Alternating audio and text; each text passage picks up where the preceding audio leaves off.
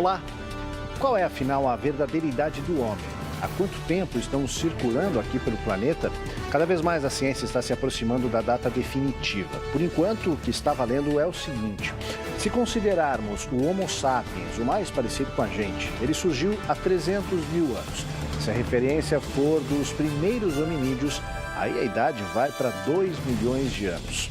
De uma coisa não é preciso ter dúvidas: somos todos africanos e todos os nossos ancestrais mais antigos saíram em algum momento da África.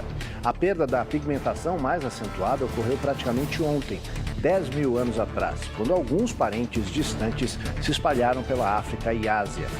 Essa edição do Matéria de Capa dedicada à evolução humana está só começando. Fique com a gente.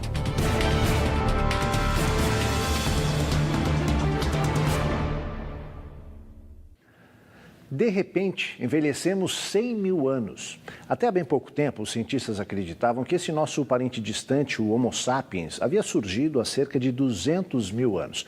Agora, após uma recente descoberta feita no Marrocos, a idade desse nosso ancestral passou para 300 mil anos.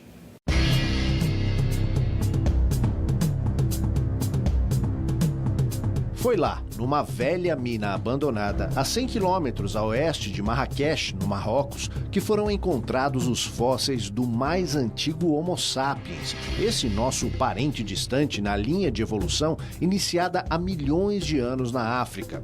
Os ossos e crânios de 5 pessoas que viveram na região, hoje conhecida como Jabel Arhoud, no território marroquino, têm cerca de 300 mil anos, 100 mil a mais do que os registros até então conhecidos pela ciência. Esperava que fossem bem antigos, mas não tanto, disse Jean-Jacques Rublin, cientista do Instituto Max Planck de Antropologia Evolucionária de Leipzig, na Alemanha, um dos responsáveis pela pesquisa. A descoberta, segundo Rublin, altera de maneira profunda o conhecimento que a ciência tinha até agora do processo de evolução. Isso significa, acrescenta o cientista, que se existiu um jardim do Éden supostamente localizado no leste da África, na verdade pode ter se espalhado por todo o continente. Na opinião dos cientistas participantes do estudo, aqueles ancestrais eram robustos e tinham grande força física. As escavações permitiram a descoberta de parte de um crânio, um queixo, dentes e partes de membros de 3 adultos e um adolescente, além de uma criança de cerca de 8 anos. As ossadas são mais parecidas com as de um homem atual do que qualquer outro material já localizado até hoje. Não é de hoje que os antropólogos vasculham os fundos da velha mina de Jabel Arhoud. Na década de 60 foram feitas as primeiras descobertas no local, mas na época os cientistas acreditavam que pertenciam ao homem de Neandertal, que durante muito tempo foi tido como um ancestral humano. Hoje a espécie é considerada apenas como uma variante na evolução.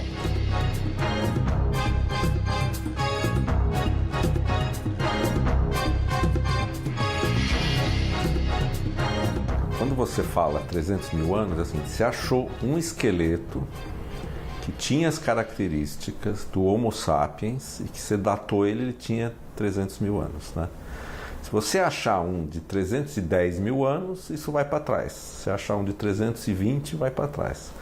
Mas o problema é que essa descoberta ela dá uma impressão errada para as pessoas, que o Homo sapiens que teve uma transição, que de repente não era Homo sapiens, há 300 mil anos virou Homo sapiens.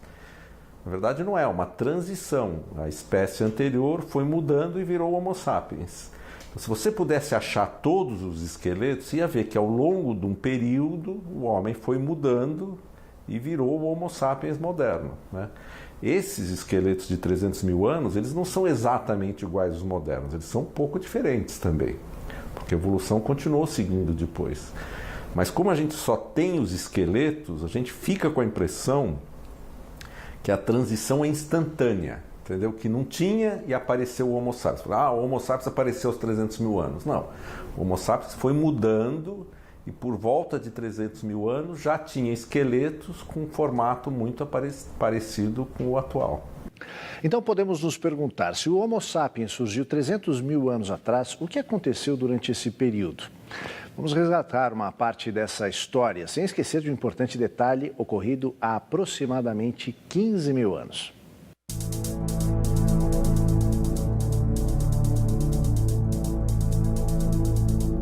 Ao surgirem há cerca de 300 mil anos, os humanos se dividiram em grupos raciais e se espalharam pelo planeta. Numa primeira etapa, um grupo ocupou a região ao sul do Saara, hoje conhecida como África Subsaariana, e o outro se deslocou para o sul do continente. Ao longo desse tempo, nossos ancestrais se deslocavam em pequenos agrupamentos e viviam da caça e da coleta de frutas e raízes. Há cerca de 85 mil anos, houve uma importante mudança.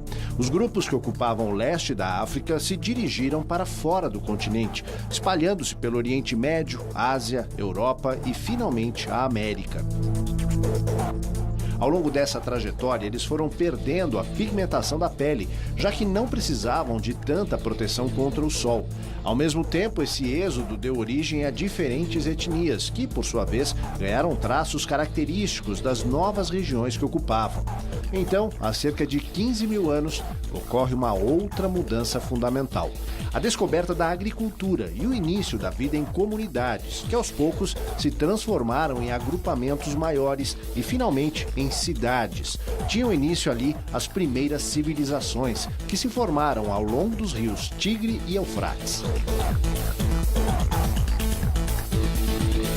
Imagina que a gente surgiu, vamos supor que esse número esteja correto, a gente surgiu há, 300 mil anos na África. Aí, há uns 80 mil anos atrás, a gente saiu da África, tá certo? Ali pelo Egito, ali pelo Oriente Médio, e aí o homem tomou dois caminhos. Uma parte foi e ficou na Europa, tá certo? Colonizaram a Europa inteira, foram até a Inglaterra, se espalharam pela Europa e ficaram ali na Europa, tempão.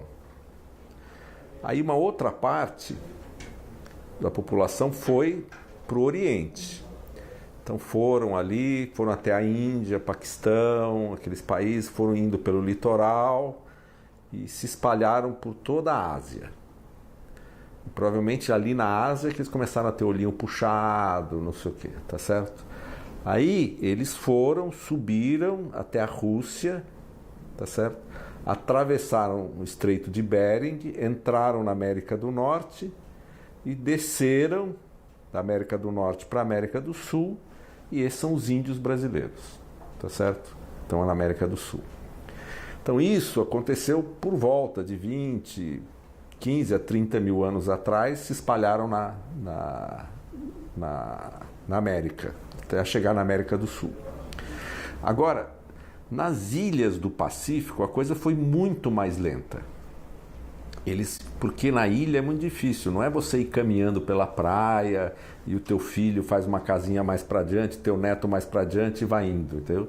Ilha você tem que chegar de barco, coloniza a ilha, depois fica um tempo, daí arranja um barco, vai para outra ilha. Então, o espalhamento do homem pelas ilhas foi muito lento, tá certo? E as últimas ilhas que o homem foi chegando nesse espalhamento ocorreram pouco tempo antes dos portugueses que estavam em Portugal começarem a construir navio para, entre aspas, descobrir o mundo, né? Então, o homem se espalhando chega nas ilhas do Pacífico mais próximos da costa da América do Sul, um pouco antes deles serem descobertos pelos portugueses que chegaram. Até recentemente, a principal ferramenta dos cientistas para determinar a idade dos fósseis era o método do carbono 14. Então surgiu o sequenciamento do genoma, o que revolucionou a pesquisa antropológica.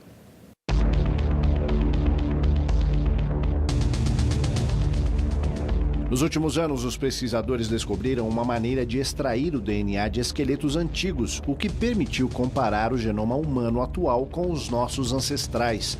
Assim, tornou-se possível o sequenciamento do genoma de diferentes raças e reconstruir com grande margem de acerto a origem e trajetória de vários grupos.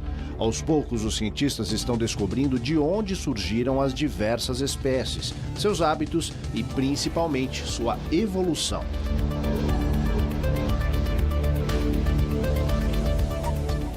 Ao observarem os fósseis encontrados em Jabel Arhoud, no Marrocos, os cientistas encontraram semelhanças e também algumas diferenças com os humanos atuais.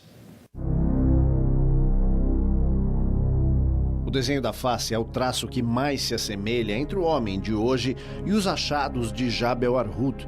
A mandíbula inferior do Homo sapiens é muito parecida com os atuais humanos, embora um pouco maior.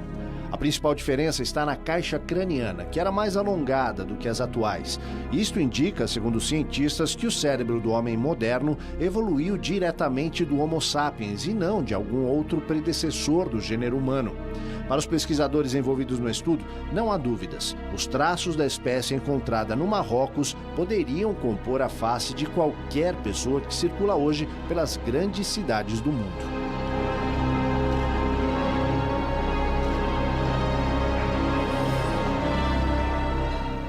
Afinal de contas, como funciona a datação de fósseis pelo método do carbono 14? Parece complicado, mas não é. Vamos dar uma olhada nisso.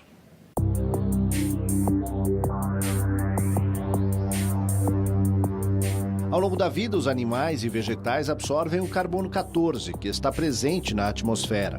Acontece que esse elemento químico vai diminuindo ao longo do tempo. Aproximadamente a cada 5.700 anos, ele cai pela metade. Aí é só fazer o cálculo e comparar com a quantidade existente nos dias atuais. Há muito tempo, os cientistas elaboraram até uma tabela para fazer a medição. E já foi constatado que a datação por carbono 14 é mais precisa para fósseis que tenham até 50 mil anos. Depois disso, os cálculos são feitos por aproximação, porque a quantidade de carbono 14 torna-se tão pequena que dificulta os cálculos. Por esse método, é possível datar seres vivos como fósseis humanos, de animais e plantas, mas não se pode datar pedras, por exemplo, a partir do carbono.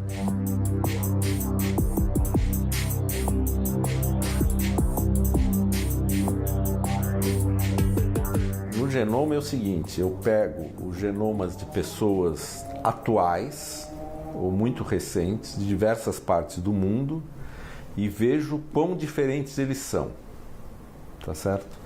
E como eu sei a taxa que eles vão mudando, eu consigo, por exemplo, você fala assim, olha, ele muda 1% cada milênio.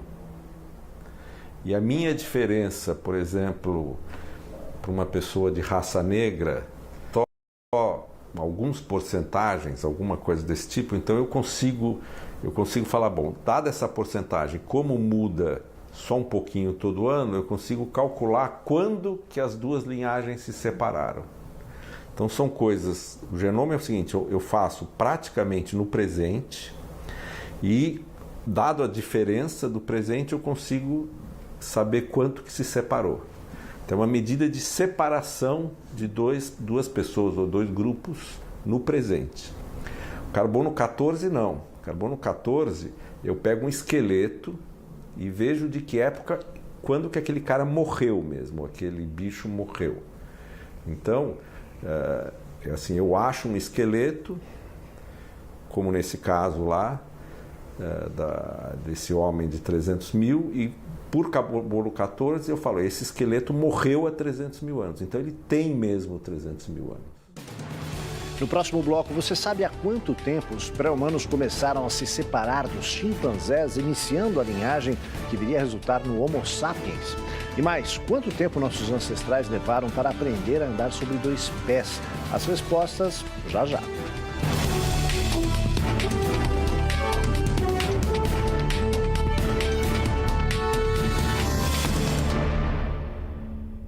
Em que momento nossos ancestrais começaram a se separar dos chimpanzés, iniciando a linhagem que iria dar origem aos primeiros pré-humanos e mais tarde ao Homo sapiens? Os cientistas arriscam uma data para essa mudança.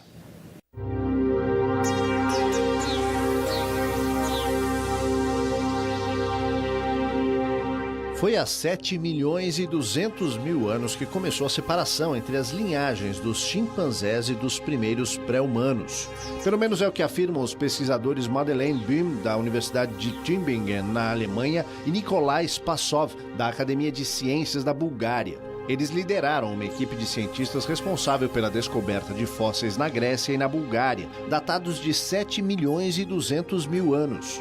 A partir dos restos encontrados e com recursos da tomografia computadorizada, os cientistas chegaram a um espécime batizado de Graicopithecus freyberg.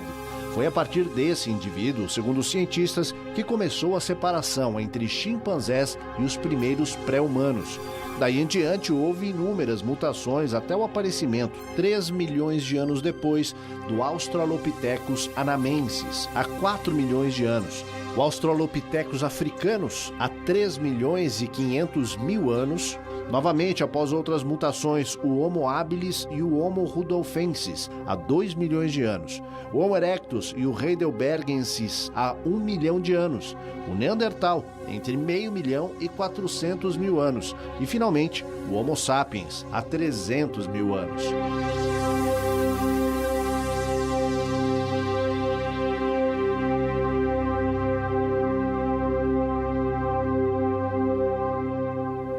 A evolução da espécie dos primeiros momentos na África até os primeiros hominídeos e mais tarde ao Homo sapiens se deu ao longo de pelo menos 6 milhões de anos. Vamos ver algumas dessas etapas.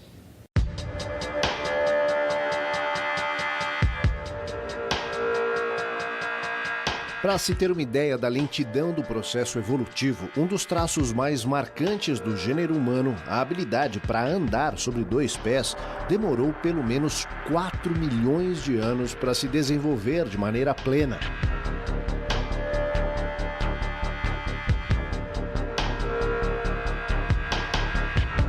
Outra importante característica, como um cérebro grande e complexo, levou outros milhões de anos para se formar. Já a capacidade para uso da linguagem e as expressões faciais são bem mais recentes. Tiveram início há cerca de 100 mil anos. Em seguida vieram as primeiras formas de arte. Por exemplo, os desenhos no interior da caverna de Lascaux, perto de Montignac, no sudoeste da França, que representam espécies da fauna da época, têm aproximadamente 17 mil anos, a era do Paleolítico.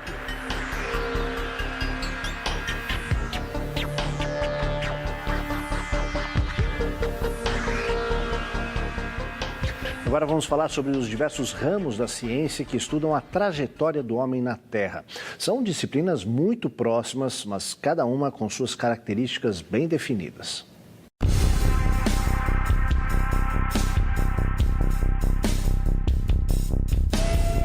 A primeira delas é a antropologia, que estuda as origens, a evolução, o desenvolvimento físico e psicológico dos seres humanos, incluindo características raciais, costumes e crenças.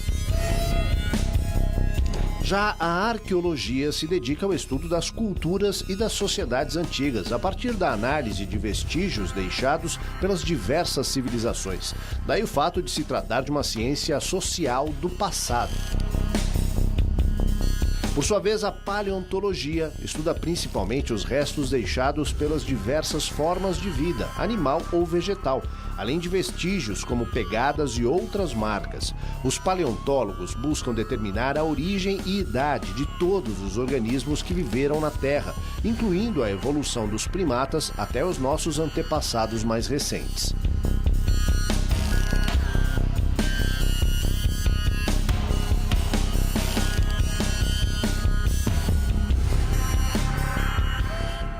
Exames de tomografia computadorizada permitiram aos cientistas reconstituir a provável causa da morte de Lucy, um dos mais antigos ancestrais humanos.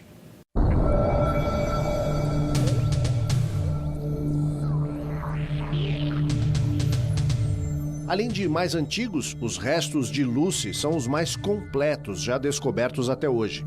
As 35 mil imagens feitas do esqueleto levaram os cientistas à conclusão de que Lucy morreu ao cair de uma árvore, onde provavelmente procurava alimentos e se refugiava.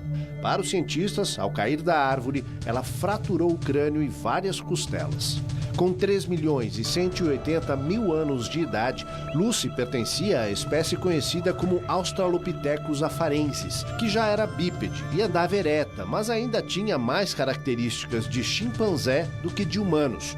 O estudo de tomografia computadorizada foi feito por pesquisadores da Universidade do Texas, em Austin, liderado por John Kappelman, professor de antropologia da universidade, e Richard Ketchum, também professor da instituição. Descoberta na Etiópia em 1973, Lucy ganhou enorme importância para os cientistas porque foi possível recuperar 40% do seu esqueleto.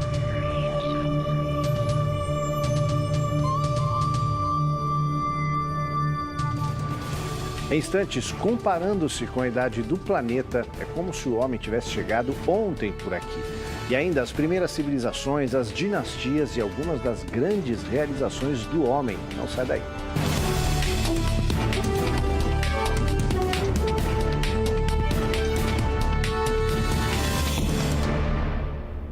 Quando se fala da trajetória do homem na Terra, vale lembrar que se trata de um tempo extremamente curto em relação à idade do planeta. Por falar nisso, qual é a idade da Terra? E como é possível fazer um cálculo que recua a bilhões de anos?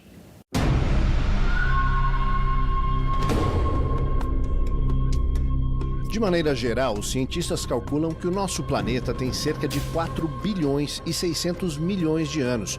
Um tempo bastante longo quando lembramos que os primeiros hominídeos surgiram há 2 milhões de anos e o Homo sapiens há 300 mil anos. Agora cabe a pergunta: se a datação por carbono 14 perde a precisão a partir de 50 mil anos, como os cientistas chegaram a essa data de 4 bilhões e 600 milhões de anos para a Terra? Nesse caso, eles utilizam a medição por urânio, potássio e outros minerais que têm um tempo de sobrevivência muito mais longo do que o carbono. E qual é o pedaço da Terra mais antigo que se tem notícia?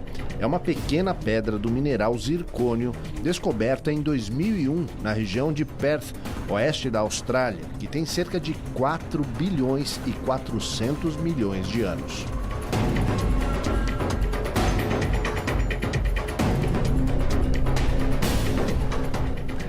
Há cerca de 15 mil anos, o homem descobriu a agricultura e começou a se juntar em pequenos núcleos que foram se ampliando ao longo de milhares de anos. Em seguida, vieram as primeiras civilizações, as dinastias, os impérios e também as invenções. O ano 3700 a.C. marca o início da primeira civilização, os Sumérios. Em 3400 veio a escrita cuneiforme, 3300 a Idade do Bronze, 3200 a invenção da roda, 3100 a primeira dinastia do Egito. Ao longo de séculos, muitas cidades surgiram às margens dos rios Tigre e Eufrates. 2580 a.C., construção da pirâmide de Gizé, no Egito. 1766, início da dinastia Shang, na China. 1600 a.C., início do Império Hitita, onde hoje fica a Turquia. 1260, a Guerra de Troia. Ano 1000 a.C., criado o Reino de Israel. 911 a.C., início do Império Assírio. Em 776, os primeiros Jogos Olímpicos. 550, Império Persa, estabelecido por Ciro o Grande. 335 a.C., conquistas de Alexandre o Grande. No ano 264 antes da Era Cristã, as primeiras guerras púnicas entre Roma e Cartago. Em 214, o início da construção da Grande Muralha da China. Em 146, os romanos conquistam a Grécia. Em 45 a.C., Júlio César assume como ditador em Roma. No ano de 106 d.C., Roma alcança seu apogeu. Em 395 da nossa era, o Império Romano se divide em dois. Em 476, cai o Império Romano do Ocidente. No ano 1096 d.C., estão as primeiras cruzadas. Em 1206, Gengis Khan lidera as invasões mongóis. Em 1453, os otomanos conquistam Constantinopla, o último bastião do Império Romano. É só uma provocação, mas tentem pensar nisso. Se hoje as pessoas acham que a vida é difícil, imagine o que era há milhões de anos, quando os primeiros ancestrais humanos começaram a deixar a África rumo ao Oriente Médio, Europa e Ásia. Longas caminhadas, enfrentando predadores e, mais tarde, um dos maiores inimigos para quem saiu do continente africano, o frio intenso na Europa. Apesar disso, eles superaram todos os perigos, foram se reproduzindo, se miscigenando e dando origem a novas espécies. Tudo isso ao longo de milhões de anos e todo esse esforço para chegar ao que somos hoje, uma espécie desenvolvida fisicamente e no cérebro, mas extremamente atrasada em inúmeros outros aspectos. Não chega a ser uma injustiça com os nossos ancestrais? Ou será que toda essa trajetória humana na Terra pode nos dar esperança de que também superaremos esses tempos difíceis? Essa edição do Matéria de Capa fica por aqui. A gente volta na próxima semana nesse mesmo horário. Uma ótima noite a todos e até lá.